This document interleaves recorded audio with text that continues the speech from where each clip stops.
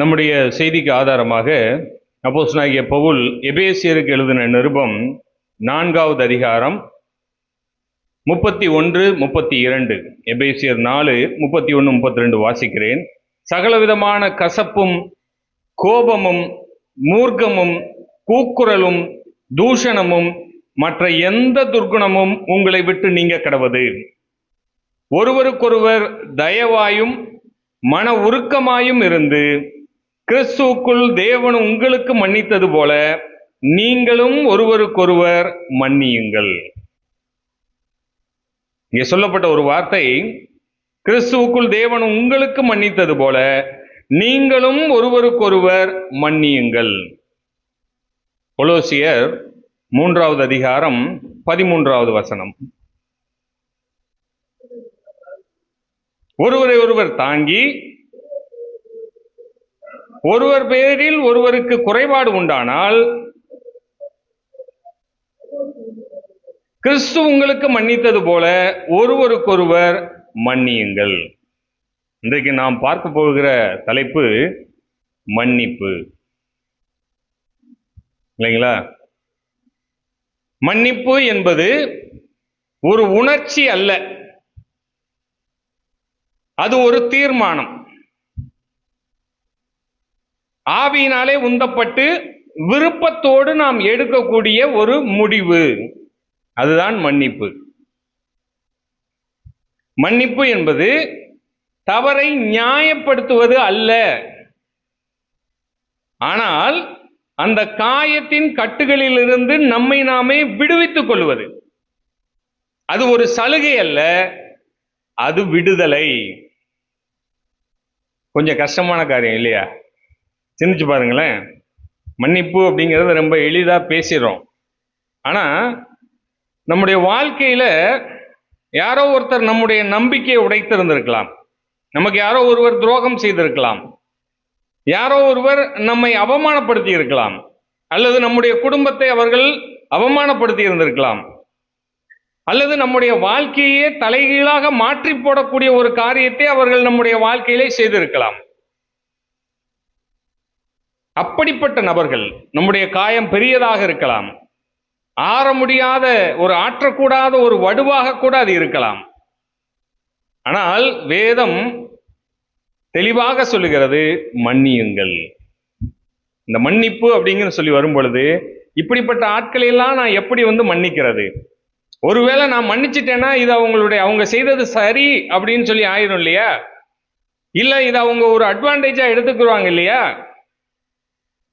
அப்ப இந்த தவறுகளை தொடர்ச்சியாக எனக்கு செய்து கொண்டே இருப்பார்கள் இல்லையா என்று சொல்லி நம்முடைய மனதிலே அநேக கேள்விகள் எழும்பும். ஆனால் வேதம் சொல்லுகிறது, மன்னியுங்கள்.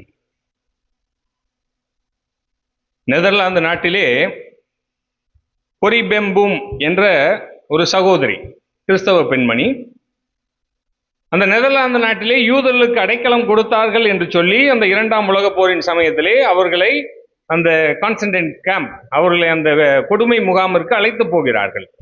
அழைத்து போய் அவர்களுக்கு அநேக துன்பங்களை தருகிறார்கள். அது மாத்திரமல்ல, அவர்களோடு சேர்ந்து அவருடைய சகோதரி பெட்சி என்ற ஒரு சகோதரியும் அழைத்து கொண்டு போகிறார்கள். அவர்களுடைய கண்களுக்கு முன்பாகவே அவர்களுடைய சகோதரிக்கு எல்லா விதமான சித்திரவதைகளையும் செய்கிறார்கள். அவர்களை கொஞ்சம் கொஞ்சமாக அவர்களை கொலை செய்கிறார்கள். அந்த செய்த அந்த காட்சிகளை எல்லாம் அவர்கள் பார்க்கும்படியாக அங்கே அவர்களை நிறுத்தி வைத்திருக்கிறார்கள்.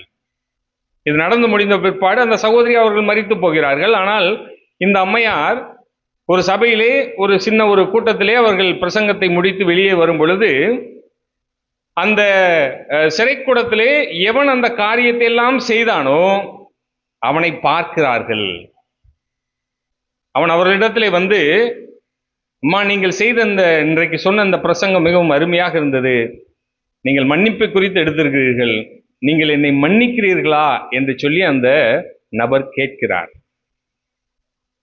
கேட்கும் பொழுது அந்த பெண்மணிக்கு அங்கே நடந்த காரியங்கள் எல்லாம் கண்ணின் முன்பாக வந்து போய் கொண்டிருக்கிறது. அதையெல்லாம் நினைத்து அநேக நாட்கள் அந்த சகோதரி தூங்காமல் இருந்திருக்கிறார்கள். அவர்கள் பயத்திலே அலறி இருக்கிறார்கள். ஆனால் அந்த காரியத்தை எல்லாம் செய்த நபர் தன் முன்னால் வந்து நின்று அவர் கேட்கும் பொழுது இந்த அம்மா ஆண்டவர்கிட்ட சொன்னாங்க, ஆண்டவரே இது எனக்கு ரொம்ப ஒரு கடினமான காரியமா இருக்கிறது, நீங்க எனக்கு உதவி செய்யுங்க அப்படின்னு சொல்லி அவரை நோக்கி கையை நீட்டினார்கள். அந்த கையை நீட்டி அவர்கள் அழுது கொண்டே சொன்னார்கள், சகோதரரே நான் உன்னை மன்னித்து விட்டேன், நான் உன்னை மன்னிக்கிறேன். அப்பொழுது அவர்களுக்கு கிடைத்தது ஒரு பெரிய விடுதலை.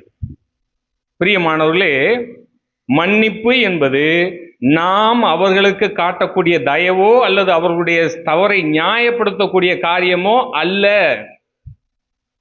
அது நம்மை நாமே விடுதலையாக்கிக் கொள்வது. எந்த ஒரு மனதிலே அந்த காயங்கள் இருக்கிறதோ அந்த காயத்தின் கட்டுகளிலிருந்து நம்மை நாமே விடுதலையாக்கிக் கொள்வது, அதுதான் மன்னிப்பு. நமக்கு நன்றாக தெரியும் கிரகாம் ஸ்டெயினுடைய மரணம். அவருடைய மனைவி இடத்திலே கிளாடிஸ் ஸ்டெயின்கிட்டே அவங்ககிட்ட வந்து கேட்கிறாங்க. இந்த அம்மா சொன்ன வார்த்தை என்ன? என்னுடைய கணவனையும் என்னுடைய 2 பிள்ளைகளையும் கொன்ற அந்த நபர்களை எல்லாம் நான் என்ன செய்கிறேன்? மன்னிக்கிறேன், மன்னித்து விட்டேன். ஏன்? அவங்களுக்காகவா? இல்லை, என்னுடைய பாவங்களை எல்லாம் மன்னித்த கிறிஸ்துவின் நிமித்தம் நான் அவர்களை மன்னிக்கிறேன். அப்போ பிரியமானவர்களே, இந்த மன்னிப்பு என்பது நம்முடைய காயத்திலிருந்து நம்மை விடுதலையாக்கிக் கொள்வது. உடனடியாக கொடுக்க வேண்டியது. அதைதான் இங்கே அப்போஸ்தலனாகிய பவுல் அழகாக சொல்லுகிறார். கிறிஸ்து உங்களுக்கு மன்னித்தது போல நீங்களும் ஒருவருக்கொருவர் மன்னியுங்கள். நம்ம என்ன செய்கிறோம்? அவர்கள் செய்த அந்த குற்றத்தை நாம் பிடித்து வைத்துக் கொள்கிறோம். அந்த குற்றத்தை நாம் பிடித்து வைத்துக் கொண்டு அவர்களை பார்க்கும் பொழுதெல்லாம் நமக்கு என்ன ஞாபகத்துக்கு வருகிறது? நாம் பிடித்து வைத்திருக்கிற அந்த குற்றம். இந்த மன்னிப்புங்கிறது அதுதான். என்ன அப்படின்னா, அதை என்ன செஞ்சிருங்க? விட்டுருங்க. அந்த குற்றத்தை நீங்கள் பிடித்து கொண்டு வைத்திருப்பதை விட்டு விடுங்கள். அதுதான் அதனுடைய அர்த்தம். மன்னிக்கவே மாட்டேன், நான் இவங்களை என் வாழ்க்கையில மன்னிக்கவே மாட்டேங்க, என் வாழ்க்கையில் அவ்வளவு பெரிய தீமையெல்லாம் இவங்க செஞ்சிருக்காங்க அப்படின்னு நீங்க ஏதாவது மனசுல யோசிக்கிறீங்க அப்படின்னா அதனுடைய அர்த்தம் என்ன அப்படின்னா, நீங்கள் விஷத்தை குடித்து விட்டு அடுத்தவர் சாக வேண்டும் என்று எதிர்பார்த்து கொண்டிருக்கிறீர்கள் என்று அர்த்தம். விஷத்தை குடிச்சது யாரு? நானு. ஆனா யார் சாகணும்னு சொல்லி எதிர்பார்க்கிறேன்? அடுத்தவன். அது நடக்குமா?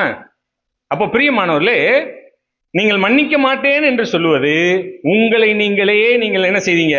வருத்தி கொள்ளுகிறீர்கள், உங்களை நீங்களே மரணத்திற்குள்ளாக ஆக்கி கொண்டிருக்கிறீர்கள் அர்த்தம்.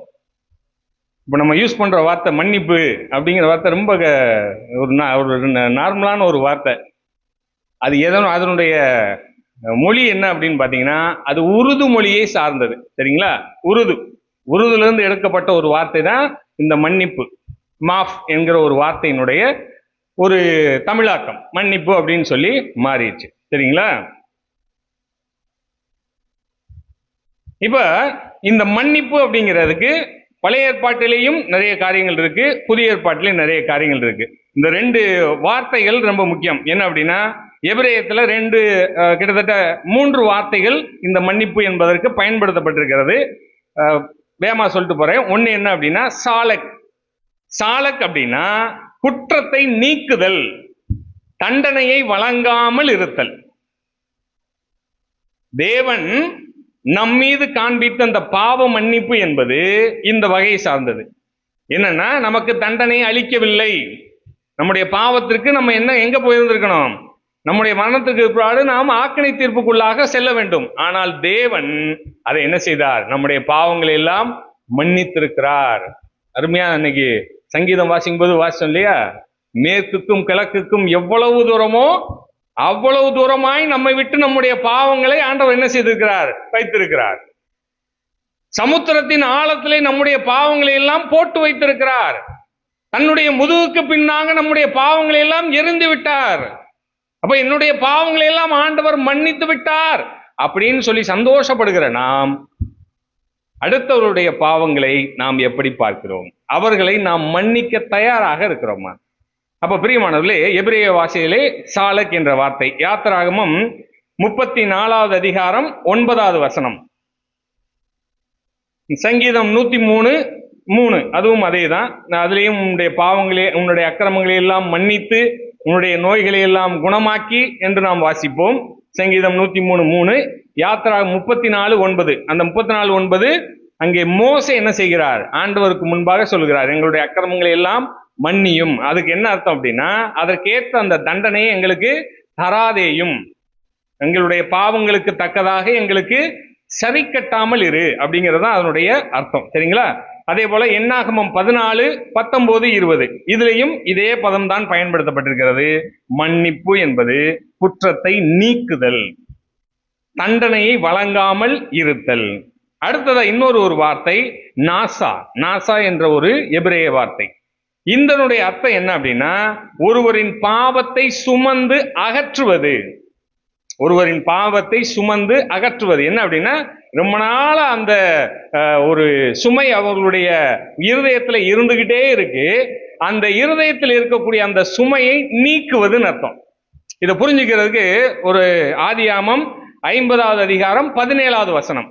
ஆதியாகமம் 50:17 யோசேப்பின் இடத்திலே அவனுடைய சகோதரர்கள் சொல்லி அனுப்புகிறார்கள், யாக்கோபு மரித்து போகிறார். யாக்கோபு மரித்து போன பிற்பாடு தன்னுடைய சகோதரன் நமக்கு விரோதமாக வருவான், யோசேப்பு நம்மை எல்லாம் அழித்து போய்விடுவான் என்று நினைத்த சகோதரர்கள் அவனிடத்திலே அனுப்பிவிடுகிறார்கள். எங்களை மன்னிக்கும்படியாக அவனுக்கு என்ன செய்கிறார்கள்? சொல்லுகிறார்கள். இத்தனை வருஷமா யாக்கோபு மரிக்கும் வரை அவருடைய இருதயத்துல என்ன இருந்துகிட்டே இருக்கு?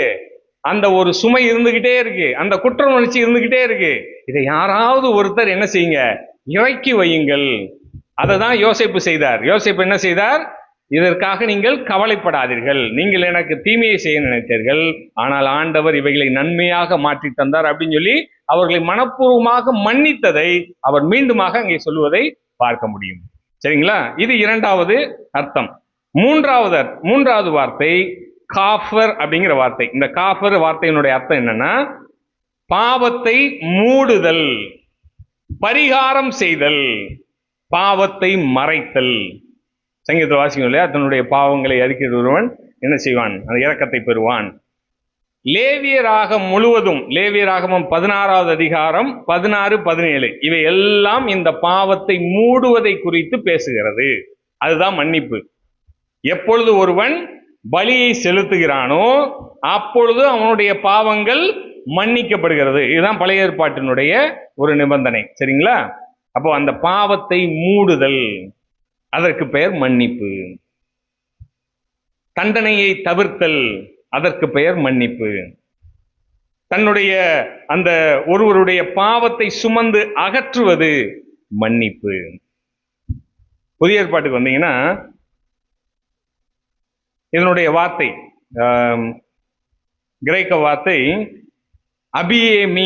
அபியேமி அப்படிங்கிறது அப்படின்னா என்ன அர்த்தம்னா, விடுவித்தல் அர்த்தம், கடனை ரத்து செய்தல் அர்த்தம். அதனாலதான் ஆண்டவராகிய இயேசு கிறிஸ்து அந்த ஒரு மாதிரி ஜெபத்தை நமக்கு சொல்லி அனுப்பிச்சார். அந்த மாதிரி ஜெபத்தில் அவர் சொல்லக்கூடிய ஒரு வார்த்தை என்ன?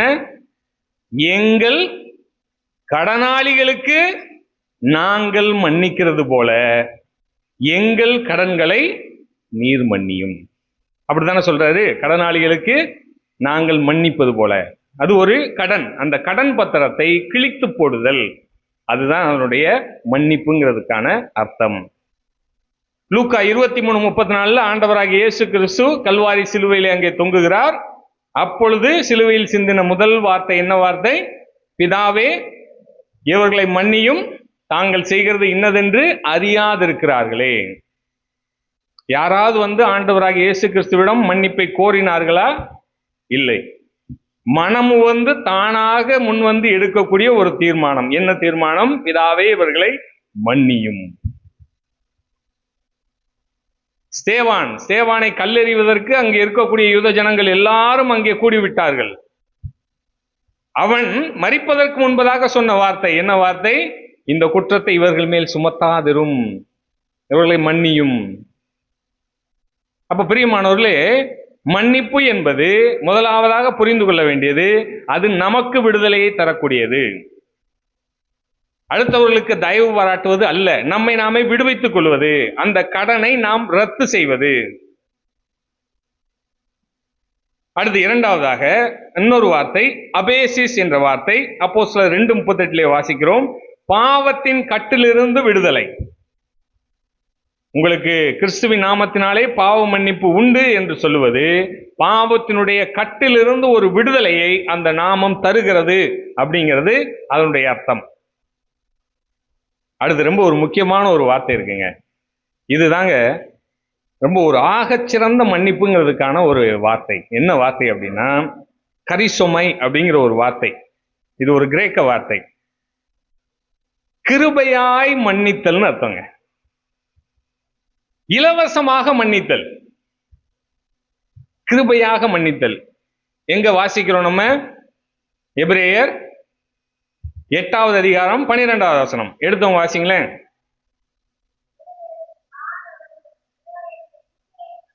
கிருபையாய் மன்னித்து ஆண்டவர் சொல்லுகிறார், கிருபையாய் மன்னிக்கிறாருங்க.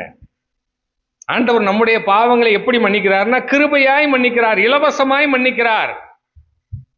அதற்கு தண்டனை இல்லை. எப்பொழுது ஒருவன் ரட்சிக்கப்படுகிறானோ அந்த ரட்சிக்கப்பட்ட நொடிக்கு முன்பாக இருக்கக்கூடிய எல்லா பாவங்களையும் தேவன் மன்னிக்கிறார். ரட்சிக்கப்பட்ட பிற்பாடு அவன் அறிக்கை செய்யக்கூடிய எல்லா பாவங்களையும் தேவன் என்ன செய்கிறார்? மன்னிக்கிறார். அவன் அறிக்கை செய்ய வேண்டும் என்று ஆண்டவர் எதிர்பார்க்கிறார். நீங்கள் பாவங்களை அறிக்கை செய்யும் பொழுது ஆண்டவர் என்ன செய்கிறார்? மன்னிக்கிறார். எந்த மாற்று கருத்தும் இல்ல. He is ready to forgive your sin. நீங்கள் ரட்சிக்கப்பட்ட நாளுக்கு அப்புறம் இருக்கக்கூடிய எல்லா பாவங்களையும் நீங்கள் அறிக்கை செய்யும் பொழுது அவர் மன்னிப்பதற்கு ரெடியா இருக்காரு, கையெழுத்து போட ரெடியா இருக்காரு. நாம தான் என்ன செய்யறது இல்ல, அறிக்கை செய்வதை நாம் என்ன செய்யறோம்? குறைத்துக் கொள்கிறோம். அப்ப பிரியமானவர்களே, ஆண்டவர் நம்மை கிருபையாய் மன்னித்திருக்கிறார். அப்படிப்பட்ட ஒரு வார்த்தை தான் இங்கே எபேசியர் 4வது அதிகாரம் 32 வாசிக்கிறோம். கிறிஸ்து உங்களுக்கு மன்னித்தது போல நீங்களும் ஒருவருக்கொருவர் மன்னியுங்கள். ஏன் அதை நம்ம செய்யணும் அப்படின்னா, தேவன் முதலில் என்னை மன்னித்திருக்கிறார். இதை நான் விசுவாசிக்கிறேன். அப்படி விசுவாசிக்கிறவன் விசுவாசி. கரெக்ட் தானே? தேவனுடைய பாவங்களை எல்லாம் மன்னித்திருக்கிறார். அதற்கான விலைக்கரையமாக தன்னுடைய ஜீவனையே தந்திருக்கிறார். என்னுடைய பாவம் பெரியது, என்னுடைய அக்கிரமம் பெரியது. தாவீது சொன்ன பிரகாரம் என்னுடைய பாவம் என்னுடைய கண்களுக்கு முன்பாகவே இருக்கிறது. அப்படிப்பட்ட நிலைமையில் இருந்த நம்மை மாற்றி இருக்கிறார், நம்மை மன்னித்திருக்கிறார், மறுரூபமாக்கி இருக்கிறார், நம்மை மனம் திரும்ப செய்திருக்கிறார். அப்ப புதிய மனுஷனாக நம்மை ஆண்டவர் என்ன செய்திருக்கிறார்? சிருஷ்டித்திருக்கிறார். ஆவியிலே நாம் புதிதாக பிறந்தவர்கள். எப்பொழுது அவன் ரட்சிக்கப்பட்டிருக்கிறானோ அப்பொழுது அவன் மறுபடியும் பிறந்தவனாகிறான். அப்ப பிரியமானவர்களே, அது பாவ மன்னிப்பின் நிச்சயத்தை பெற்றுக் கொண்டவர்களால் அவர்கள் ஆவிக்குரியவர்களாக அவர்கள் மாறுகிறார்கள். அப்ப தேவன் நம்மை முதலில் மன்னித்திருக்கிறார். கொலோசியர் 2வது அதிகாரம் 13-14 அங்கே நாம் வாசிக்கிறோம். உங்கள் பாவங்களினாலேயும் உங்கள் மாம்ச விருத்த சேதனம் இல்லாமையினாலேயும் மரித்தவர்களாய் இருந்த உங்களையும் அவரோடு கூட உயிர்ப்பித்து அக்கிரமங்கள் எல்லாவற்றையும் உங்களுக்கு மன்னித்து நமக்கு எதிரடையாகவும் கட்டளைகளால் நமக்கு விரோதமாகவும் இருந்த கையெழுத்தை குலைத்து அதை நடுவிலராதபடிக்கு எடுத்து சிலுவையின் மேல் ஆணி அடித்து துரைத்தனங்களையும் அதிகாரங்களையும் முறிந்து கொண்டு வெளியரங்கமான கோலமாக்கி அவைகளின் மேல் சிலுவையிலே வெற்றி சிறந்தார். அல்லேலூயா. ஆண்டவர் செய்த காரியம் மிகப்பெரிய காரியங்கள். ஆண்டவர் நம்முடைய பாவங்களை எல்லாம் மன்னித்திருக்கிறார், நம்முடைய அக்கிரமங்களை எல்லாம் மன்னித்திருக்கிறார், நம்முடைய மீறுதல்களை எல்லாம் மன்னித்திருக்கிறார், நம்மை ரட்சித்திருக்கிறார். இப்ப தேவன் நான் ஏன் மன்னிக்க வேண்டும் என்றால், முதலாவதாக தேவன் என்னை மன்னித்திருக்கிறார். 1 யோவான் 1வது அதிகாரம் 9வது வசனம். அவர் உண்மையும் நீதியும் உள்ளவராய் இருக்கிறார். என்னுடைய கடந்த கால பாவம் மாத்திரமல்ல, நான் அறிக்கை செய்யக்கூடிய பாவம் இன்றைய பாவமாக இருக்கலாம், நாளைய தினத்தில் வரக்கூடிய பாவமாக இருக்கலாம். நாம் அறிக்கை செய்தால் அதை மன்னிப்பதற்கு அவர் உண்மையும் நீதியும் உள்ளவராய் இருக்கிறார். இந்த மன்னிக்கவே மாட்டேன் அப்படின்னு சொல்றவங்க, ஒருவேளை இவங்களை எல்லாம் மன்னிக்கிறதுக்கு முயற்சி செய்து கொண்டிருக்கிறேன் அப்படிங்கிறவங்க எல்லாம் எப்படிப்பட்ட ஒரு நிலைமையில இருக்காங்க அப்படின்னா, அவர்களுடைய பெயர்களை எல்லாம் ஒரு பெரிய கல்லிலே எழுதி அந்த கல்லை மூட்டையாக கட்டி தங்களுடைய முதுகிலே ஏற்றிக்கொண்டு நடப்பவர்களைப் போல் இருக்கிறார்கள். அப்படிதான் ஒரு வேத அறிஞர் சொல்லுகிறார். ஒரு பையிலே நீங்கள் கல்லையெல்லாம் போட்டு யாரையெல்லாம் உங்களால் மன்னிக்க முடியவில்லையோ அவர்களையெல்லாம் நீங்கள் அந்த பெயரில் எழுதி அந்த கல்லை நீங்கள் ஒரு பையிலே போட்டு சுமந்து கொண்டே திரிவீர்கள் என்றால் அது எவ்வளவு கடினமாக உங்களுக்கு இருக்குமோ அதை போன்ற ஒரு கடினத்தோடு நீங்கள் வாழ்ந்து கொண்டிருக்கீங்கன்னு அர்த்தம். உங்களுடைய இருதயத்துல நீங்க அதை சுமந்துகிட்டு இருக்கீங்கன்னு அர்த்தம். ஆண்டவர் என்ன சொல்லுகிறார்? அவர்களை மன்னியுங்கள். மத்தேயு 6:14-15.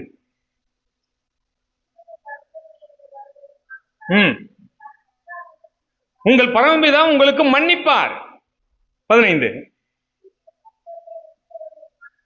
நீங்கள் மன்னியாதிருந்தால் உங்கள் தப்பிதங்களை உங்கள் பிதா மன்னிக்க மாட்டார்.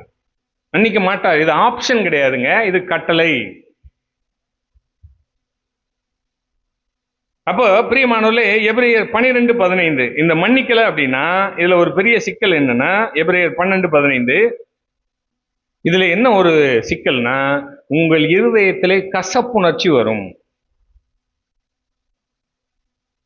இதுதான் அதனுடைய விளைவு. இந்த கசப்புணர்ச்சி என்ன செய்யும் அப்படின்னா, நாளாக நீங்கள் தேவனை விட்டு தூரமாக போய்கொண்டே இருப்பீர்கள். உங்களுடைய ஆவிக்குரிய வளர்ச்சி நின்று போய்விடும். நீங்கள் தேவனிடத்திலே ஜெபம் செய்வதற்கு நீங்கள் தயங்குவீர்கள். அவரோடு இருக்கக்கூடிய அந்த ஐக்கியம், இந்த கசப்பின் வேர், அது வளர்ந்து மரமாகும் பொழுது அது தேவனை விட்டு முழுவதுமாக பிரித்துவிடும். அப்ப பிரியமானவர்களே, நாம் எப்படிப்பட்ட ஒரு காரியத்தை நாம் செய்கிறோம்? தேவன் எனக்கு மன்னித்திருக்கிறார், கிறிஸ்து எனக்கு மன்னிப்பை அளித்திருக்கிறார், அவர் மூலமாக எனக்கு பாவம் மன்னிப்பாகிய மீட்பு எனக்கு கிடைத்திருக்கிறது. அப்ப இந்த மன்னிப்பின் அருமையை தெரிந்தவன் நான். அப்ப மற்றவர்களுக்கு எப்படி இருக்க வேண்டும்? சரி, நான் ஏன் மன்னிக்க வேண்டும்? காரணம் ஒண்ணு, இது தேவனுடைய கட்டளை. எபேசியர் 4:32 வாசிச்சோம். இது தேவனுடைய கட்டளை. இரண்டாவது, நாமும் மன்னிப்பு பெற்றவர்கள். மத்தேயு 18வது அதிகாரம் வாங்களேன். மத்தேயு 18வது அதிகாரம். அப்போஸ்தலனாகிய பேதுரு அங்கே ஆண்டவரிடம் ஒரு கேள்வி கேட்பார். என்ன கேள்வி? என் சகோதரன் எனக்கு விரோதமாய் குற்றம் செய்து வந்தால் நான் எத்தனை தரம் மன்னிக்க வேண்டும்? 18வது அதிகாரம் 21வது வசனம். 7 தரம் மட்டுமோ என்று கேட்டான். இந்த பகுதியை கொஞ்சம் விரிவாவே பார்க்கலாம். என்ன அப்படின்னா, மத்தேயு 18வது அதிகாரத்திலே இந்த பிற்பகுதி 14வது வசனம் 15ல இருந்து ஆரம்பிக்கும் பொழுது, யாரோ ஒருவர் 2 சகோதரர்களுக்கிடையே ஏதோ ஒரு பிரச்சனை, அந்த பிரச்சனையை எப்படி அணுக வேண்டும், சபையில் இருக்கக்கூடிய கருத்து வேறுபாடுகளை, தவறுகளை எப்படி களைய வேண்டும் என்று சொல்லி ஆண்டவராகிய இயேசு கிறிஸ்து அப்போஸ்தலருக்கு அங்கே சொல்லுகிறார். என்ன சொல்லுகிறார்? ஒருவனுக்கு 15வது வசனம், உன் சகோதரன் உனக்கு விரோதமாக குற்றம் செய்தால் அவனிடத்தில் போய் நீயும் அவனும் தனித்திருக்கையில் அவன் குற்றத்தை அவனுக்கு உணர்த்து. 2 பேருக்கு பிரச்சனைனா முத என்ன செய்யணும்? நீங்க போய் அவர்கிட்ட போய் என்ன செய்யணும்? பேசணும். சரிங்களா? இது செயல். ஆனா முதலாவதாக உங்களுடைய மனதிலே அவரை என்ன செய்யணும்?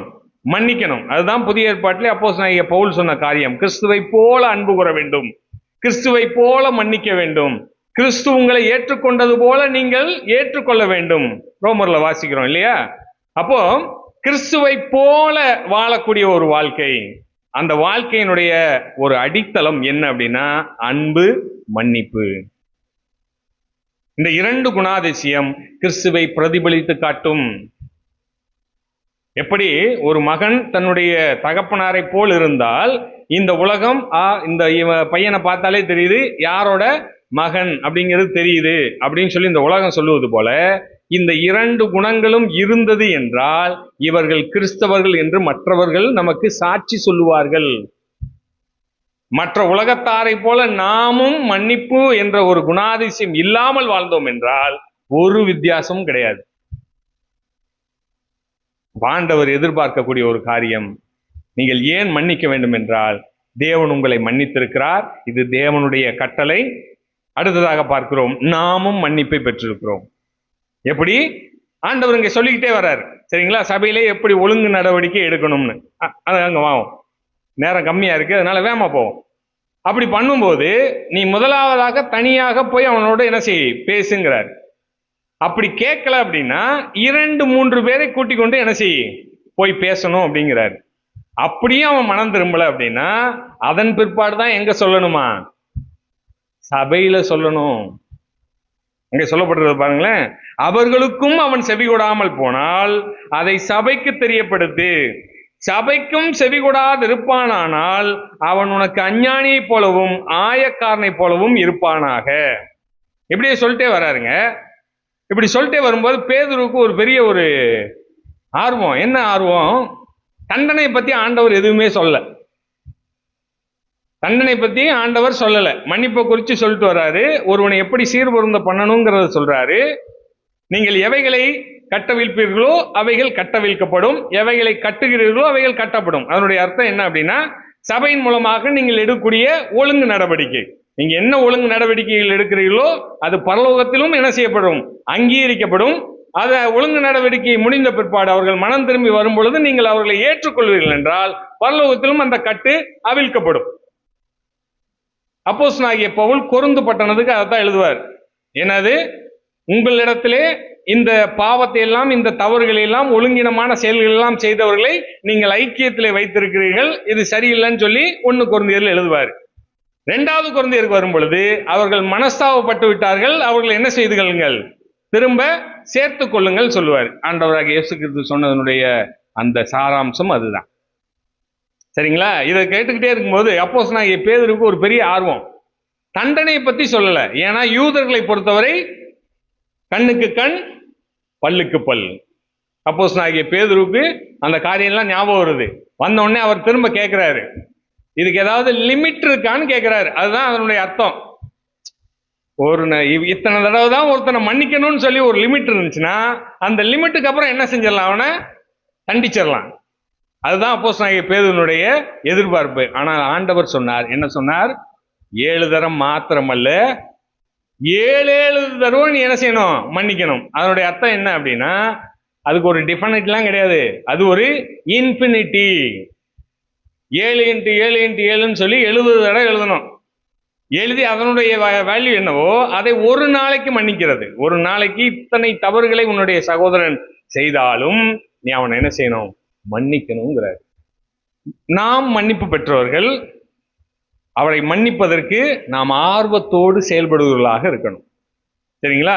அடுத்து 3வதாக 2 கொரிந்தியர் 2வது அதிகாரம் 10-11. சாத்தானாலே மோசம் போகாதபடிக்கு அவரை நீங்க எப்பா சபையாரெல்லாம் நீங்க மன்னிச்சிட்டீங்க, நானும் என்ன செய்யறேன், மன்னிச்சிடுறேன் அப்படின்னு சொல்லி அப்போஸ்தலனாகிய பவுல் அந்த பகுதியில் சொல்லிக்கிட்டே வராரு.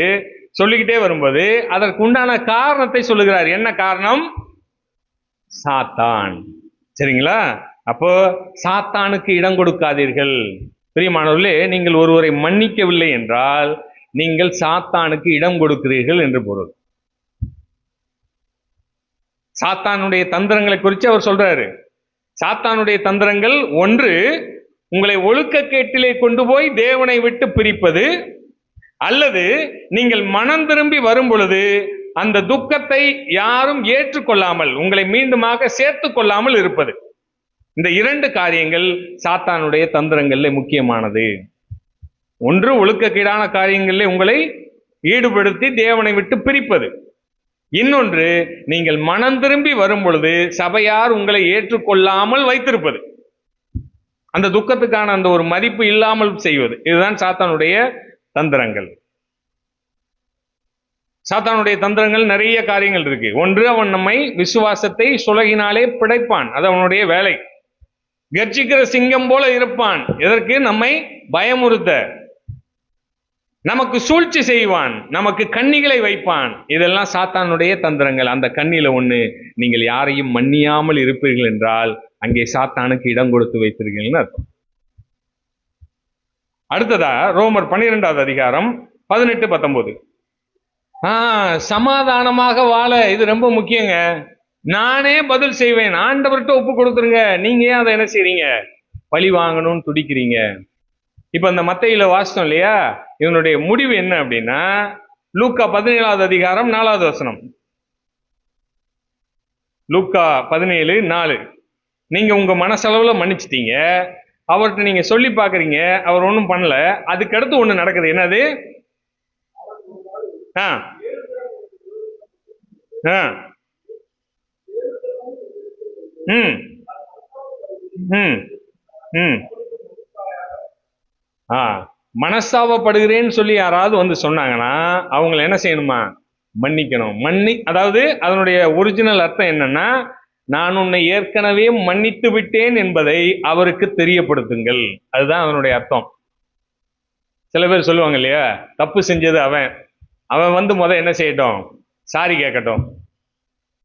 அவன் சாரி கேட்டானா நான் என்ன செஞ்சிடறேன்? மன்னிச்சிடுறேன். இல்லைன்னா என்ன செய்ய மாட்டேன்? மன்னிக்க மாட்டேன். அது கிறிஸ்தவம் அல்ல. அது உலக பிரகாரமான நம்ம ஜனங்கள் சொல்வது. கிறிஸ்தவம் என்று சொல்வதிலே அவன் எப்பொழுது தவறு செய்தானோ அப்பொழுதே நீங்கள் அவனை என்ன செய்றீங்க? மன்னிக்கிறீர்கள். அதை அவனுக்கு என்ன செய்றீங்க? தனியா கூட்டிட்டு போய் அவனுடைய தவறை நீங்க என்ன செய்றீங்க? சுட்டி காட்டுகிறீர்கள். 2-3 பேரா சேர்ந்து அவனை சீர்படுத்த முயற்சி செய்கிறீர்கள். சபையாராக அவனை என்ன செய்றீங்க? சீர்படுத்த முயற்சி செய்கிறீர்கள். அவன் என்னைக்காவது ஒரு நாள் வந்து உங்களிடத்திலே நான் மனஸ்தாபப்படுகிறேன் அந்த தவறுக்காக அப்படின்னு சொல்லி சொல்லும் பொழுது, நான் ஏற்கனவே உன்னை மன்னித்து விட்டேன் என்பதை அவனுக்கு என்ன செய்யுங்க? சொல்லுங்க. இதுதான் மன்னிப்பினுடைய ஒரு சைக்கிள். பிரியமானவர்களே, தேவனிடத்திலே அந்த நீதியை ஒப்படையுங்கள். உங்கள் பக்கம் நியாயம் இருக்கட்டும், அது சரி. ஆனால் நியாய தீர்ப்பு செய்கிறவர் யார்? அவரை நாம் பிதாவாக தொழுது கொண்டிருக்கிறோம். அந்த நியாய தீர்ப்பு செய்வதை அவரிடம் ஒப்புவிடுங்கள். பழி வாங்குதல் எனக்கே உரியது, நானே பதில் செய்வேன். நீங்க அதை போட்டு என்ன செய்றீங்க? தூக்கி சுமந்து கொண்டிருக்கிறீர்கள். மன்னியுங்கள். சரி, இந்த மன்னிப்பினுடைய ஆசீர்வாதங்கள் அப்படின்னு சொல்லி பாத்தீங்கன்னா, முதலாவதாக நம்முடைய இருதயத்திலே சமாதானம். இருதயத்திலே சமாதானம். அது எவ்வளவு பெரிய காயமாக இருந்தாலும் சரி, நீங்கள் தேவனிடத்திலே அதை ஒப்புக் கொடுக்கும் பொழுது, ஆண்டவரே என்னுடைய இருதயம் காயப்பட்டிருக்கிறது, என்னுடைய இருதயம் நொறுக்கப்பட்டிருக்கிறது, அவர்கள் செய்த காரியம் என்னுடைய உள்ளத்திற்குள்ளாக பாதிப்பை ஏற்படுத்துகிறது என்பதை தேவனிடத்திலே நீங்கள் ஒப்புக்கொள்ளும் பொழுது, அவரிடத்தில் அந்த காரியத்தை நீங்கள் ஒப்புக் கொடுக்கும் பொழுது, அவர் உங்களுடைய இருதயத்திற்கு சமாதானத்தை தருகிறார். சங்கீதம் 147:3. சரிங்களா? அவர் காயங்களை கட்டுகிறவர். நாம் ஆராதிக்கிற தேவன் காயங்களை கட்டுகிற தேவன். நறுங்குண்ட இருதயமானாலும் சரி, நொறுங்குண்ட இருதயமானாலும் சரி, அவைகளை சீர்படுத்த பண்ணுகிற தேவன் நம்முடைய தேவன். அடுத்ததாக, கசப்பிலிருந்து ஒரு விடுதலை. இந்த கசப்பிலிருந்து விடுதலை அப்படிங்கிறத நீங்க ஒரு விஷயம் சிந்திச்சு பாருங்க. யாரோ ஒருத்தரை நீங்க மன்னிச்சிட்டீங்க, சரிங்களா? ஏதோ உங்களுக்கு ஒரு பெரிய தவறு செய்திருக்கிறாங்க, அந்த தவறை நீங்க என்ன செஞ்சீங்க? மன்னிச்சிறீங்க. கொஞ்ச நாளைக்கு அப்புறம் அவர் ஒரு பெரிய கஷ்டத்துல இருக்காரு, அல்லது ஒரு வியாதியில இருக்காரு, அல்லது ஏதோ ஒரு பிரச்சனையில இருக்காரு அப்படிங்கிற செய்தியை நீங்க கேள்விப்படும் பொழுது என்ன நினைப்பீர்கள்? ஏதோ ஒரு பெரிய ஒரு பிரச்சனையில மாட்டிக்கிறாருங்க. உங்கள் மனதிலே எங்காவது ஒரு மூலையிலே அதை குறித்து நீங்கள் சந்தோஷப்படுவீர்கள் என்றால் நிச்சயமாக நீங்கள் அவரை மன்னிக்கவில்லை என்பது பொருள். வேணுங்க, என்ன ஆட்டம் ஆடினாரு, என்னென்ன பிரச்சனை எல்லாம் எனக்கு பண்ணாரு, அவருக்கெல்லாம் என்னது இது வேணும். ஆண்டவர் இருக்காரு, அவர் என்ன செய்துட்டாரு? கரெக்டா அவருக்கு கூலியை கொடுத்துட்டாரு. இந்த வார்த்தைகள் எல்லாம் நீங்கள் சொல்லுவீர்கள் என்றால் நீங்கள் அவர்களை மன்னிக்கவில்லை என்று பொருள். வெளியில வேணா அவரை மன்னிச்சிட்டேன்னு சொல்லி நீங்க சொல்லிக்கலாம். ஆனா உங்கள் இருதயத்தில் எங்காவது ஒரு மூலையிலே அதை குறித்து நீங்கள் சந்தோஷப்படுவீர்கள் என்றால் நீங்கள் கிறிஸ்து உங்களை மன்னித்தது போல நீங்கள் அவரை மன்னிக்கவில்லை என்பது பொருள். அப்ப என்னங்க செய்யறது? முதலாவது காரியம், நீங்கள் யாரை மன்னிக்க வேண்டும் என்று இப்பொழுது நினைக்கிறீர்களோ அவர்களுக்காக நீங்கள் ஜெபம் செய்யுங்கள். ரொம்ப கஷ்டமான வேலை இல்லையா? நம் மீது யாரெல்லாம் பாசமா இருக்கிறார்களோ அவர்களுக்காக நாம என்ன செய்யலாம்? ஜெபம் பண்ணலாம், நம்முடைய குடும்பத்துக்காக ஜெபம் பண்ணலாம், நம்மளுடைய வேலைக்காக ஜெபம் பண்ணலாம், நல்ல ஃப்ரெண்ட்ஸுக்காக ஜெபம் பண்ணலாம். ஆனால் யார் உங்களை எதிர்க்கிறார்களோ, யார் உங்களுக்கு துரோகம் செய்கிறார்களோ, யார் உங்களுக்கு எதிரான காரியங்களை செய்கிறார்களோ அவர்களுக்காக ஜெபம் செய்யுங்கள். மத்தேயு 5வது அதிகாரம் 44. இப்ப வாசிக்க வேண்டாம். அடுத்ததா பாத்தீங்கன்னா, பழி வாங்காமல் இருங்கள். சந்தர்ப்பம் கிடைக்கும் போது நான் இவனை பழி வாங்குவேன் என்று சொல்லி நினையாதிருங்கள். மூன்றாவது, அவர்களை ஆசீர்வதியுங்கள். ஜெபம் பண்ணி ஆசீர்வாதம் பண்றது ஒரு பெரிய வேலை இல்லையா? சிந்திச்சு பாருங்க. நமக்கு பிடிக்காத ஒருத்தருக்காக நாம் ஜெபம் பண்ணி, ஆண்டவரே இவர் நல்லா இருக்கணும், இவருடைய குடும்பம் நல்லா இருக்கணும், இவருடைய வேலை நல்லா இருக்கணும், இவர் இந்த உலகத்தில் நல்ல ஒரு ஆசீர்வாதமா இருக்கணும், ஆண்டவருக்குள்ள இன்னும் அதிகமாக வளரணும், ஒருவேளை ரட்சிக்கப்படாத ஆளா இருந்தா ஆண்டவருக்குள்ளாக இவர் ரட்சிக்கப்படணும், சபையில் ஐக்கியப்படணும், அவர் பரலோகம் வரணும் அப்படின்னு சொல்லி ஜெபம் பண்ணுங்க. இந்த ஜெபம் பண்ண பண்ண உங்களுடைய இருதயத்தில் இருக்கக்கூடிய அந்த கசப்பான வேர்கள் வெளியே வந்துடும். உங்களுடைய இருதயத்தை நீங்கள் சுத்தமாக்குகிறீர்கள். தேவனுக்கு முன்பாக குற்றமற்றவர்களாக நிற்க நீங்கள் முயற்சி செய்கிறீர்கள். பிரியமானவர்களே, தேவனிடத்தில் இந்த நீதியை ஒப்பு கொடுங்கள். அப்ப இன்றைக்கு நாம் கற்றுக்கொண்ட காரியம், இந்த தேவனிடத்திலிருந்து மன்னிப்பை பெற்றிருக்கிற நான் பிறரை மன்னிப்பதற்கும் நான் கடனாளியாக இருக்கிறேன். என்னுடைய கடன்களை தேவன் மன்னித்திருக்கிறார்.